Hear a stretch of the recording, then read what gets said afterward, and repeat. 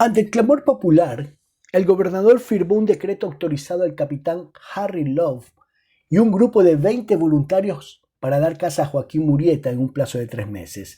Se le asignó un sueldo de $150 al mes a cada hombre, lo cual no era mucho, teniendo en cuenta que debían financiar sus caballos, armas y provisiones, pero a pesar de ello, la compañía estaba lista para ponerse en camino en menos de una semana. Había una recompensa de $1000 por la cabeza de Joaquín Murieta. Tal como señaló Jacob Freeman en el periódico, se condenaba a un hombre a muerte sin conocer su identidad, sin haber probado sus crímenes y sin juicio. La misión del capitán Love equivalía a un linchamiento. Elisa sintió una mezcla de terror y alivio que no supo explicar. No deseaba que esos hombres mataran a Joaquín, pero tal vez eran los únicos capaces de encontrarlo. Solo pretendía salir de la incertidumbre. Estaba cansada de dar manotazos a las sombras. De todos modos, era poco probable que el capitán Love tuviera éxito donde tantos otros habían fracasado.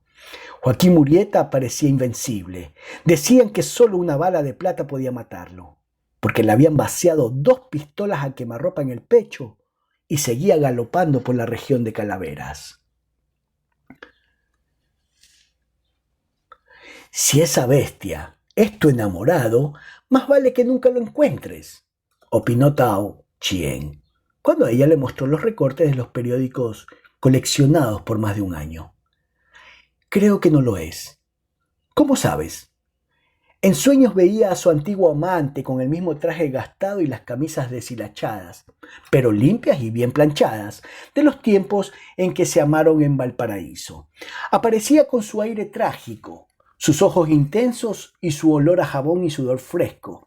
La tomaba de las manos como entonces y le hablaba enardecido de la democracia. A veces yacían juntos sobre el montón de cortinas en el cuarto de los armarios, lado a lado, sin tocarse, completamente vestidos, mientras a su alrededor crujían las maderas azotadas por el viento del mar.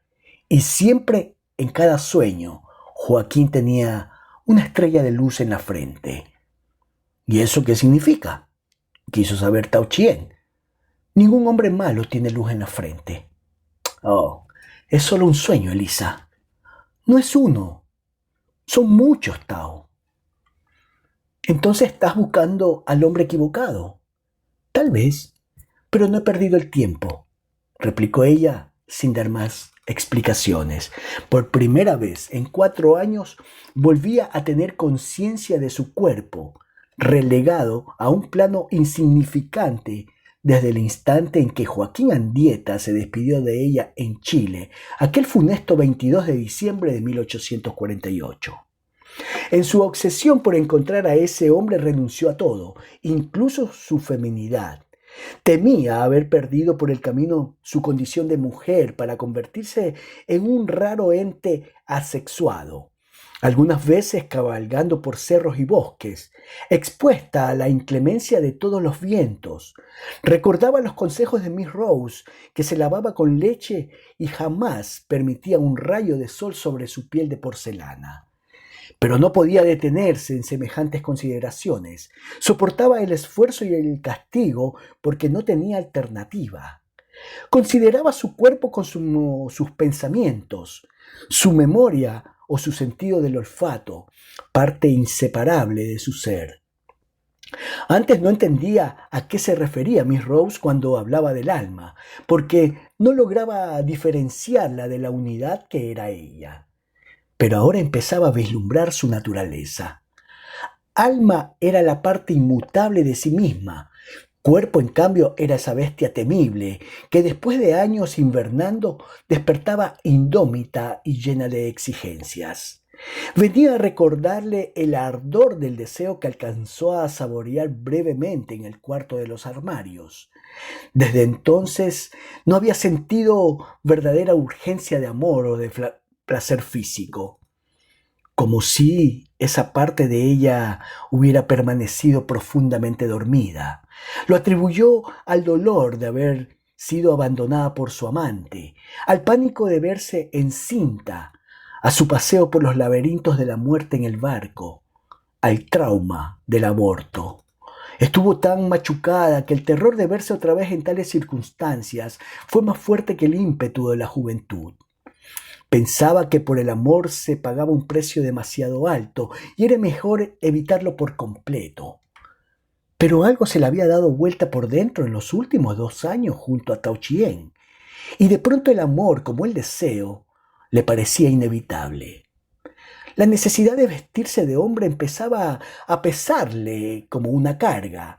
Recordaba la salita de costura donde seguro en esos momentos Miss Rose estaría haciendo otro de sus primorosos vestidos y la abrumaba una oleada de nostalgia por aquellas delicadas tardes de su infancia, por ese té de las 5 en las tazas que Miss Rose había heredado de su madre, por las correrías comprando frivolidades de contrabando en los barcos.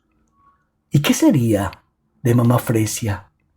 La veía refunfuñando en la cocina, gorda y tibia, olorosa a albahaca, siempre con un cucharón en la mano y una olla hirviendo sobre la estufa, como una afable hechicera. Sentía una añoranza apremiante por esa complicidad femenina de antaño, un deseo perentorio de sentirse mujer nuevamente. En su habitación no había un espejo grande para observar a aquella criatura femenina que luchaba por imponerse. Quería verse desnuda. A veces despertaba al amanecer afiebrada por sueños impetuosos, en que a la imagen de Joaquín Andieta con una estrella en la frente se sobreponían otras visiones surgidas de los libros eróticos que antes leía en voz alta a las palomas de la rompehuesos. En aquel entonces lo hacía con notable indiferencia, porque esas descripciones nada evocaban en ella, pero ahora venían a penarle en sueños como lúbricos espectros. A solas, en su hermoso aposento de muebles chinos, aprovechaba la luz del amanecer, filtrándose débilmente por las ventanas para dedicarse a la arrobada exploración de sí misma. Se despojaba del pijama, miraba con curiosidad las partes de su cuerpo que alcanzaba a ver y recorría a tientas las otras, como hacía años atrás, en la época en que descubrí el amor. Comprobaba que había cambiado poco. Estaba más delgada, pero también parecía más fuerte. Las manos estaban curtidas por el sol y el trabajo, pero el resto era tan claro y liso como lo recordaba. Le parecía pasmoso que después de tanto tiempo aplastados bajo una faja, todavía tuviera los mismos pechos de antes, pequeños y firmes, con los pezones como garbanzos. Se soltaba la melena, que no se había cortado en 4 meses, y peinaba en una apretada cola en la nuca. Cerraba los ojos y agitaba la cabeza con placer ante el peso y la textura de animal vivo de su pelo. Le sorprendía a esa mujer casi desconocida, con curvas en los muslos y en las caderas, con cintura breve y un vello crespo y áspero en el pubis, tan diferente al cabello liso y elástico de la cabeza. Levantaba un brazo para medir su extensión, apreciar su forma, ver de lejos sus uñas. Con la otra mano palpaba su costado, el relieve de las costillas, la cavidad de la axila, el contorno del brazo. Se detenía en los puntos más sensibles de la muñeca y el doblez del codo, preguntándose si Tao sentiría las mismas cosquillas en las mismas partes. Tocaba su cuello, dibujaba las orejas, el arco de las cejas, la línea de los labios. Recorría con un dedo el interior de la boca y luego se lo llevaba a los pezones, que se erguían al contacto de la saliva caliente. Pasaba con firmeza las manos por sus nalgas para aprender su forma y luego con liviandad para sentir la tersura de la piel. Se sentaba en su cama y se palpaba desde los pies hasta las ingles, sorprendida de la casi imperceptible pelusa dorada que había aparecido sobre sus piernas. Abría los muslos y tocaba la misteriosa hendidura de su sexo, mórbida y húmeda. Buscaba el capullo del clítoris.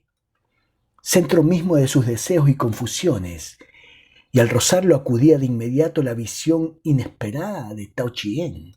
No era Joaquín Andieta, de cuyo rostro escasamente podía acordarse, sino su fiel amigo, quien venía a nutrir sus febriles fantasías con una mezcla irresistible de abrazos ardientes, de suave ternura y de risa compartida. Después se olía las manos, maravillada de ese poderoso aroma de sal y frutas maduras que emanaba de su cuerpo. 3 días después de que el gobernador pusiera precio a la cabeza de Joaquín Murieta, ancló en el puerto de San Francisco el vapor Northerner, con 275 sacos de correo y Lola Montes. Era la cortesana más famosa de Europa, pero ni Tao Chien ni Elisa habían oído jamás su nombre. Estaban en el muelle por casualidad. Habían ido a buscar una caja de medicinas chinas que traía un marinero desde Shanghái.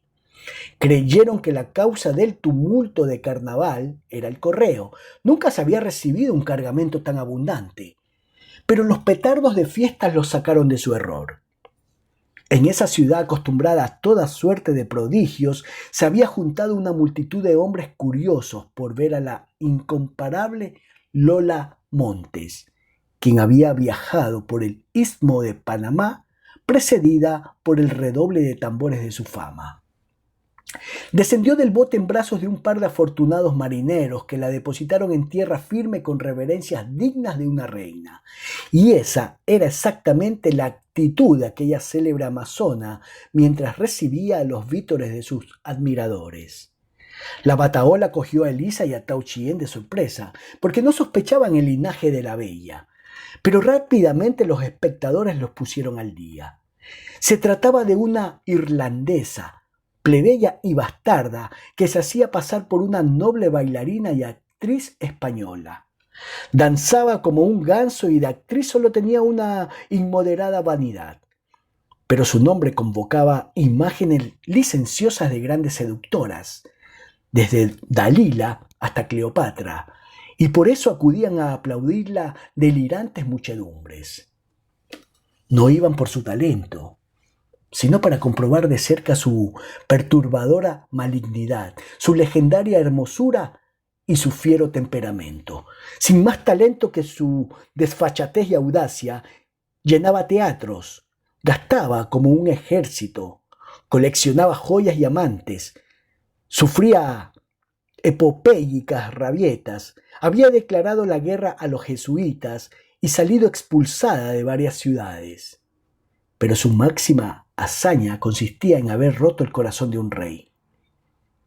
Ludwig I de Baviera fue un buen hombre, avaro y prudente durante 60 años, hasta que ella le salió al paso, le dio un par de vueltas mortales y lo dejó convertido en un pelele. El monarca perdió el juicio, la salud y el honor, mientras ella esquilmaba las arcas reales de su pequeño reino. Todo lo que quiso se lo dio el enamorado Ludwig, incluso un título de condesa, mas no pudo conseguir que sus súbditos la aceptaran. Los pésimos modales y descabellados caprichos de la mujer provocaron el odio de los ciudadanos de Múnich, quienes terminaron por lanzarse en masa a la calle para exigir la expulsión de la querida del rey.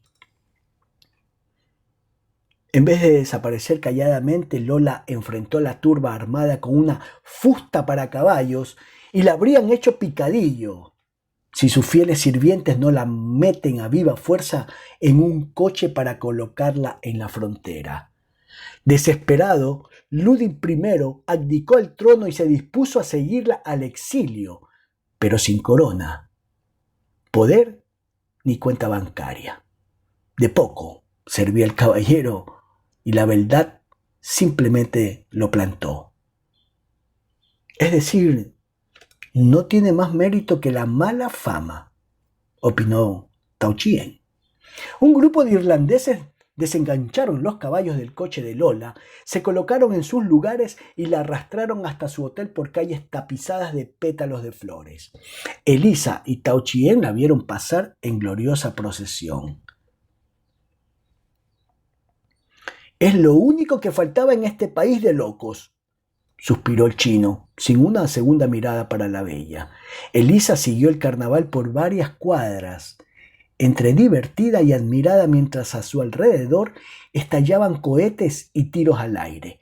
Lola Montes llevaba el sombrero en la mano, tenía el cabello negro partido al centro, con rizos sobre las orejas y ojos alucinados de un color azul nocturno. Vestía una falda de terciopelo obispal, blusa con encajes en el cuello y los puños, y una chaqueta corta de torero recamada de mostacillas. Tenía una actitud burlona y desafiante, plenamente consciente de que encarnaba los deseos más primitivos y secretos de los hombres, y simbolizaba lo más temido por los defensores de la moral. Era un ídolo perverso y el papel le encantaba. En el entusiasmo del momento, alguien le lanzó un puñado de oro en polvo, que quedó adherido a sus cabellos y a su ropa como un aura. La visión de esa joven mujer, triunfante y sin miedo, sacudió a Elisa. Pensó en Miss Rose, como hacía cada vez más a menudo, y sintió una oleada de compasión y ternura por ella. La recordó azorada en su corsé, la espalda recta, la cintura estrangulada, transpirando bajo sus 5 enaguas. «Siéntate con las piernas juntas, camina derecha, no te apures, habla bajito, sonríe, no hagas morisquetas porque te llenarás de arrugas. Cállate y finge interés. A los hombres les halaga que las mujeres los escuchen». Miss Rose, con su olor a vainilla siempre complaciente, pero también la recordó en la bañera, apenas cubierta por una camisa mojada, los ojos brillantes de risa, el cabello alborotado, las mejillas rojas, libre y contenta, cuchicheando con ella. Una mujer puede hacer lo que quiera, Elisa, siempre que lo haga con discreción. Sin embargo, Lola Montes lo hacía sin la menor prudencia. Había vivido más vidas que el más bravo aventurero y lo hacía hecho desde su altiva condición de hembra bien plantada. Esa noche Elisa llegó a su cuarto pensativa y abrió sigilosamente la maleta de sus vestidos, como quien comete una falta. La había dejado en Sacramento cuando partió en persecución de su amante la primera vez, pero Tao Chien la había guardado con la idea de que algún día el contenido podría servirle. Al abrirla, algo cayó al suelo y comprobó, sorprendida, que era su collar de perlas. El precio que había pagado a Tao Chien por introducirla al barco. Se quedó largo rato con las perlas en la mano, conmovida. Sacudió los vestidos y los puso sobre su cama. Estaban arrugados y olían a sótano. Al día siguiente los llevó a la mejor lavandería de Chinatown. «Voy a escribir una carta a Miss Rose, Tao», anunció. «¿Por qué? Es como mi madre. Si yo la quiero tanto, seguro ella me quiere igual. Han pasado 4 años sin noticias. Debe creer que estoy muerta». «¿Te gustaría verla?» «Claro, pero es imposible. Voy a escribir solo para tranquilizarla, pero sería bueno que ella pudiera contestarme. ¿Te importa que le dé esta dirección?» «¿Quieres que tu familia te encuentre?», dijo él, y se le quebró la voz. Ella se quedó mirándolo y se dio cuenta que nunca había estado tan cerca de alguien en este mundo como en ese instante lo estaba de Tao Chien. Sintió a ese hombre en su propia sangre con tal antigua y feroz certeza que se maravilló del tiempo transcurrido a su lado sin advertirlo. Lo echaba de menos, aunque lo veía todos los días. Añoraba los tiempos despreocupados en que fueron buenos amigos. Entonces todo parecía más fácil, pero tampoco deseaba volver atrás. Ahora había algo pendiente entre ellos, algo mucho más complejo y fascinante que la antigua amistad. Sus vestidos y enaguas habían regresado de la lavandería y estaban sobre su cama, envueltos en papel. Abrió la maleta y sacó sus medias blancas y sus botines, pero dejó el corsé. Sonrió ante la idea de que nunca se había vestido de señorita sin ayuda. Luego se puso las enaguas y se probó uno a uno los vestidos para elegir el más apropiado para la ocasión. Se sentía forastera en esa ropa. Se enredó con las cintas, los encajes y los botones. Necesitó varios minutos para abrocharse los botines y encontrar el equilibrio debajo de tantas enaguas. Pero con cada prenda que se ponía, iba conquistando sus dudas y afirmando su deseo de volver a ser mujer. Mamá Fresia la había prevenido contra el albur de la feminidad. Te cambiará el cuerpo, se te nublarán las ideas y cualquier hombre podrá hacer contigo lo que le venga en gana, decía. Pero ya no le asustaban esos riesgos. Tao Chien había terminado de atender al último enfermo del día. Estaba en mangas de camisa, se había quitado la chaqueta y la corbata, que siempre usaba por respeto a sus pacientes, de acuerdo al consejo de su maestro de acupuntura. Transpiraba porque todavía no se ponía el sol y ese había sido uno de los pocos días calientes del mes de julio. Pensó que nunca se acostumbraría a los caprichos del clima en San Francisco, donde el verano tenía cara de invierno. Solía amanecer un sol radiante y a las pocas horas entraba una espesa neblina por el Golden Gate, o se dejaba caer el viento del mar. Estaba colocando las agujas en alcohol y ordenando sus frascos de medicina cuando entró Elisa.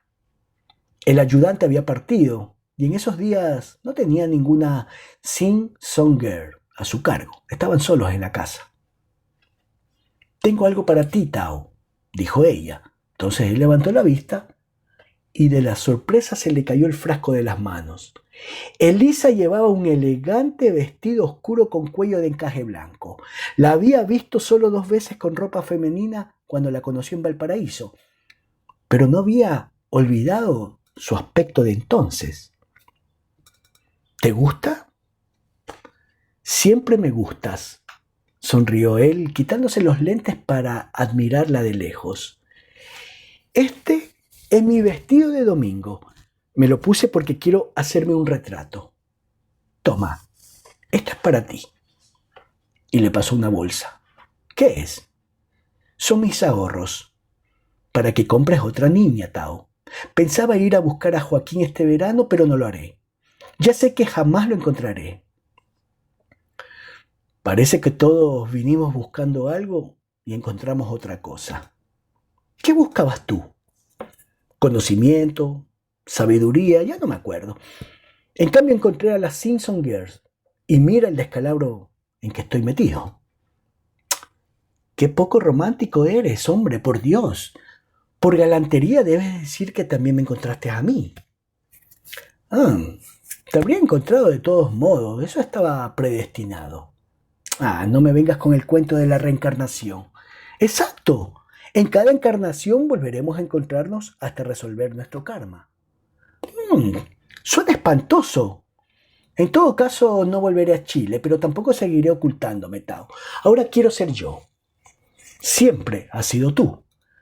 Mi vida está aquí. Es decir, si tú quieres que te ayude... Y Joaquín Andieta. Tal vez la estrella en la frente significa que está muerto, imagínate. Hice este tremendo viaje en balde. Nada es en balde. En la vida no se llega a ninguna parte, Lisa. Se camina nomás. Lo que hemos caminado juntos no ha estado mal. Acompáñame. Voy a hacerme un retrato para enviar a Miss Rose. ¿Puedes hacerte otro para mí? Se fueron a pie y de la mano a la Plaza de la Unión, donde se habían instalado varias tiendas de fotografía y escogieron la más vistosa. En la ventana se exhibía una colección de imágenes de los aventureros del 49. Un joven de barba rubia y expresión determinada con el pico y la pala en los brazos. Un grupo de mineros en mangas de camisa, la vista fija en la cámara, muy serios.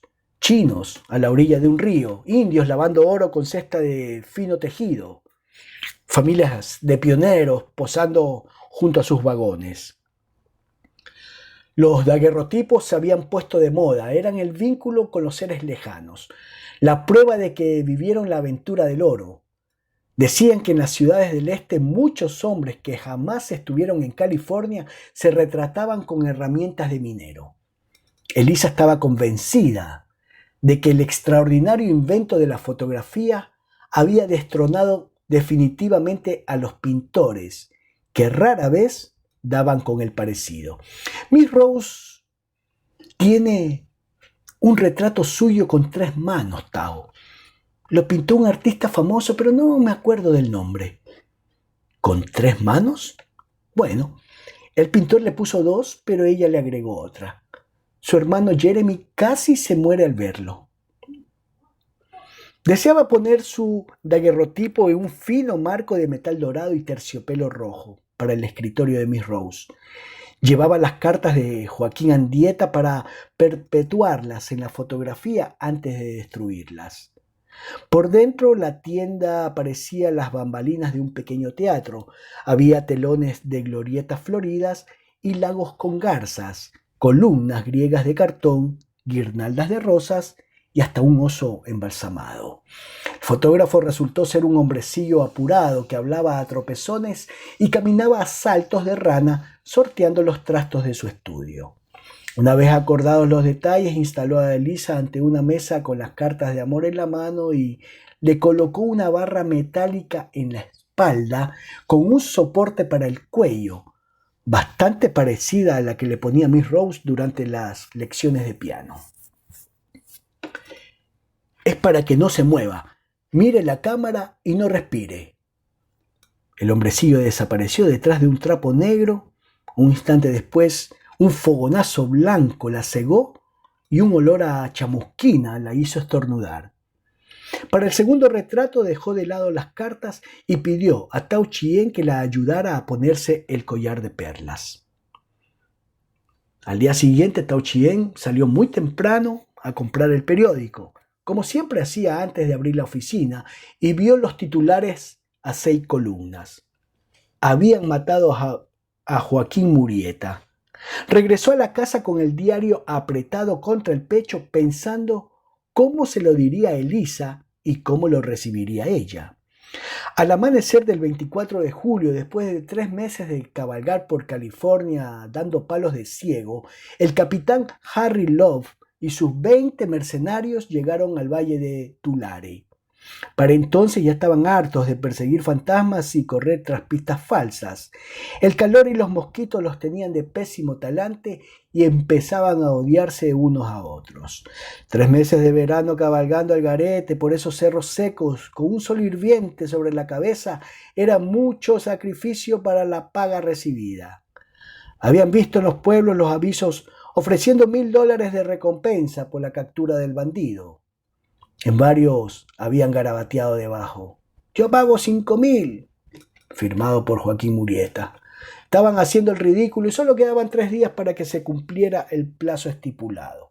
Si regresaban con las manos vacías, no verían un céntimo de los $1,000 del gobernador. Pero ese debió ser su día de buena suerte, porque justamente cuando ya perdían la esperanza, tropezaron con un grupo de 7 desprevenidos mexicanos acampando bajo unos árboles. Más tarde el capitán diría que llevaban trajes y aperos de gran lujo y tenían los más finos corceles, razón de más para despertar su recelo. Por eso se acercó a exigirle que se identificaran. En vez de obedecer, los sospechosos corrieron intempestivamente a sus caballos, pero antes de que lograran montar fueron rodeados por los guardias de Love. El único que ignoró olímpico a los atacantes y avanzó hacia su caballo como si no hubiera oído la advertencia fue quien parecía el jefe. Solo llevaba un cuchillo de monte en el cinto. Sus armas colgaban de la montura, pero no las alcanzó porque el capitán le puso su pistola en la frente. A pocos pasos los otros mexicanos observaban atentos, listos para acudir en ayuda de su jefe al primer descuido de los guardias, diría Love en su informe. De pronto hicieron un desesperado intento de fuga, tal vez con la intención de distraer a los guardias, mientras su jefe montaba de un salto formidable en su brioso alazán y huía rompiendo filas. No llegó muy lejos, sin embargo, porque un tiro de fusil hirió al animal, que rodó por tierra vomitando sangre. Entonces el jinete, que no era otro que el célebre Joaquín Murieta, sostuvo el capitán Love, echó a correr como un gamo, y no les quedó otra alternativa que vaciar sus pistolas sobre el pecho del bandido. ¡No disparen más! ¡Ya han hecho su trabajo!, dijo antes de caer lentamente vencido por la muerte. Esa era la versión dramatizada de la prensa y no había quedado ningún mexicano vivo para contar su versión de los hechos. El valiente capitán Harry Love procedió a cortar de un sablazo la cabeza del supuesto Murieta. Alguien se fijó que otra de las víctimas tenía una mano deforme y asumieron de inmediato que se trataba de Jack Tres Dedos, de modo que también lo decapitaron y de paso le rebanaron la mano mala. Partieron los 20 guardias al galope rumbo al próximo pueblo, que quedaba a varias millas de distancia, pero hacía un calor de infierno y la cabeza de Jack Tres Dedos estaba tan perforada a balazos que empezó a desmigajarse y la tiraron por el camino. Perseguido por las moscas y el mal olor, el capitán Harry Love comprendió que debía preservar los despojos o no llegaría con ellos a San Francisco a cobrar su merecida recompensa. Así es que los puso en sendos frascos de ginebra. Fue recibido como un héroe, había librado a California del peor bandido de su historia. Pero el asunto no era del todo claro, señaló Jacob Fremont en su reportaje. La historia olía a confabulación. De partida, nadie podía probar que los hechos ocurrieron como decían Harry Love y sus hombres, y resultaba algo sospechoso que después de 3 meses de infructuosa búsqueda cayeran 7 mexicanos justo cuando el capitán más los necesitaba. Tampoco había quien pudiera identificar a Joaquín Murieta. Él se presentó a ver la cabeza y no pudo asegurar que fuera la del bandido que conoció, aunque había cierto parecido. Dijo: durante semanas exhibieron en San Francisco los despojos del presunto Joaquín Murieta y la mano de su abominable secuaz Jack Tres Dedos, antes de llevarlas en viaje triunfal por el resto de California. Las colas de curiosos daban vuelta a la manzana y no quedó nadie sin ver de cerca tan siniestros trofeos. Elisa fue de las primeras en presentarse y Tao Chien la acompañó, porque no quiso que pasara sola por semejante prueba, a pesar de que había recibido la noticia con pasmosa calma. Después de una eterna espera al sol, llegó finalmente su turno y entraron al edificio. Elisa se aferró a la mano de Tao Chien y avanzó decidida, sin pensar en el río de sudor que le empapaba el vestido y el temblor que le sacudía los huesos. Se encontraron en una sala sombría, mal alumbrada por cirios amarillos que despedían un hálito sepulcral. Paños negros cubrían las paredes y en un rincón habían instalado a un esforzado pianista quien machacaba unos acordes fúnebres con más resignación que verdadero sentimiento. Sobre una mesa, también cubierta de trapos de catafalco, habían instalado los 2 frascos de vidrio. Elisa cerró los ojos y se dejó conducir por Tao Chien, segura de que los golpes de tambor de su corazón acallaban los acordes del piano. Se detuvieron, sintió la presión de la mano de su amigo en la suya, aspiró una bocanada de aire y abrió los ojos. Miró la cabeza por unos segundos y enseguida se dejó arrastrar hacia afuera. ¿Era él?, preguntó Tao Chien. Ya estoy libre, replicó ella sin soltarle la mano. Fin. Bueno, mis estimados lectores, aquí termina la narración de la novela la hija de la fortuna. Vamos a continuar con el retrato de Sepia, de la misma autora, continuación de esta novela, la señora Isabel Allende. Muchas gracias, les envío un abrazo grande y que Dios los bendiga y espero que estén muy bien, mejor dicho. Gracias, bye.